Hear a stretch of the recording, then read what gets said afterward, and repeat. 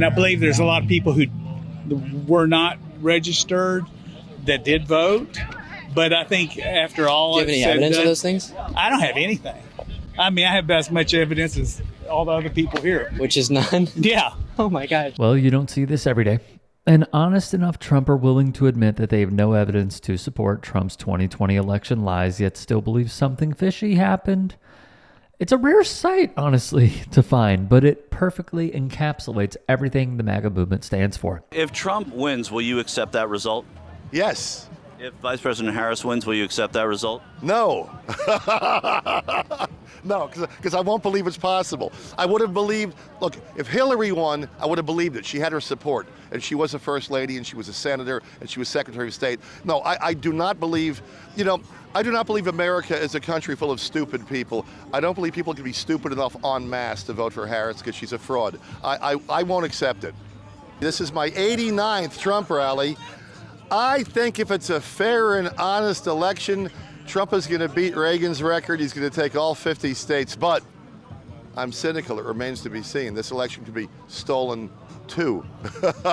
Case in point, TYT's Michael Schur and David Schuster, along with multiple other outlets, have interviewed this man numerous times over the past 2 to 3 years, and he has not deviated in the slightest from believing the 2020 election was, quote, stolen from Trump, and no amount of evidence proving the contrary will make him change his mind. And that's the true danger of Trump's base of support. He, along with thousands of others rather, of our fellow Americans are perfectly fine with living this lie day in and day out and won't change their minds until Trump tells them to. Biden was never really the president, and she won't be the president either. This is Barack Obama running for his 4th term as the puppet master behind the scenes.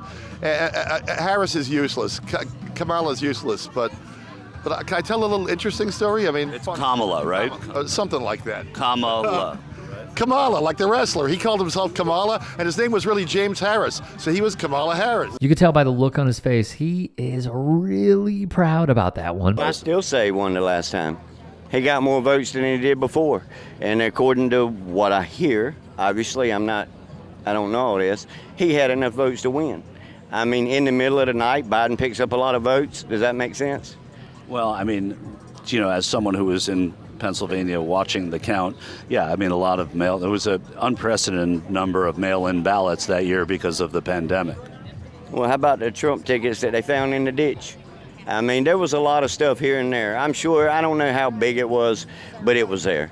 60 courts said, or 59 courts said, we looked into this, or we're not even going to look into it because there's not enough evidence. But if it happens this time, you'll... It is what it is, brother. Yeah. It is what it is. We'll take it as it comes. And what will happen to Donald Trump if he were to lose this election?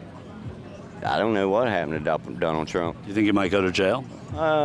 He could, but he's got enough money. He might take care of himself. We'll see. And what happens to the... I don't believe he deserves to go to jail.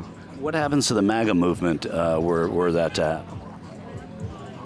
Look around. Do you think this is going to stop? This is exactly what we're talking about when we say the MAGA movement is a threat to the future of our country. The groundwork was already laid for a charismatic, ultra-right-wing figure to take over the Republican Party and capitalize on the already present anxieties the base was feeling, justified or not. Those feelings of hatred towards immigrants, the LGBTQ plus community, non-Christians, and anyone who isn't white, along with protecting and expanding capitalism while crushing social spending efforts at all costs, won't magically disappear when Trump is eventually out of politics either. So it's up to the Dems establishment to listen to the will of their voter base and change course to offer something for people to vote for instead of just voting against the other side. Otherwise, people with this belief system will be running the country for a long time. Donald Trump, man.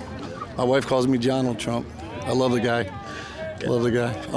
If he were to lose again, what would that mean to you? We better buy some more guns, ammunition, because we got what's coming over the border right now is pretty bad. So we got criminals running the show. George Soros, he's got to go. His son's got to go. A lot of people don't know his son's married to Clinton's daughter. If she were to win and Donald Trump were to lose again, what would that mean for the MAGA movement? Well, I don't think that the MAGA movement is ever going to end because people want to make America great. Harris, the only thing that they want to do is let everybody across the border and ruin the country that we have. and doing away with our rights and our freedoms. And can you be specific about that, rights and freedoms? Which rights and freedoms? Well, they're already coming after free speech. They're coming after the guns and the right to have them. And the number one thing, since I get royalties from gas in Pennsylvania, drill, baby, drill. Well, Vice President Harris has said that she's in favor of fracking. She's flip-flopping. She's flip-flopping. Go to Fox News and watch all the live things that she said about banning fracking and everything else.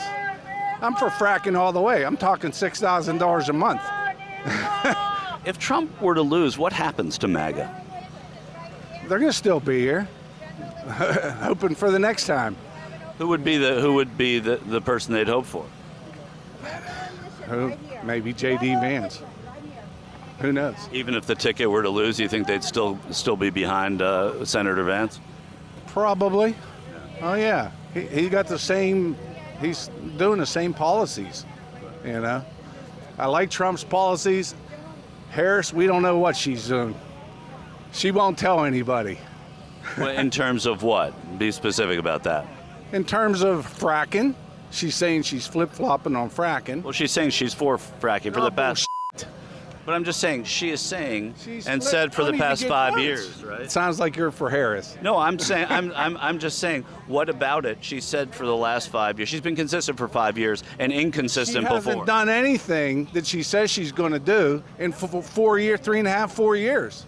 But so what's her excuse? But she's the vice president, right? Is she not? What's her excuse? No. She still should have been down on that border, stopping all these illegals coming in, and she didn't do it. Well, that was not her job, though. Was that her job? See, it sounds like you're sticking. No, I'm not saying. I'm pushing back. Yes, that's my it's her job. It was her job. Her job was to be in Central America trying to change. It was her job to stop it, and she didn't do it. She was about the roots of immigration, not the border, right? The border is immigration. The role that she was charged with was to fix the roots of immigration. So to go into Guatemala and Nicaragua and stop them from going to Mexico and the root causes of it, not to be a border patrol person. She needed to be a border patrol and get it figured out. She's saying now that she's going to get it figured out. She's already had 3.5 years to figure it out. She didn't do it. If there was no other policies that I agreed with, I would vote for Trump because he says drill, baby, drill. Do you know that can I tell you something? We are drilling more. We are taking more oil and natural gas out of the United States now than we ever have in our history. Trump is for drilling. He always says drill, baby, drill. He wants to be America energy dominant. And I've said that for years. The United States should be completely self-sufficient. But under the Biden administration, we're taking more gas out of the ground than ever in our history, right? I don't know. That is. You couldn't have written a better example of a conservative voter than this man right here.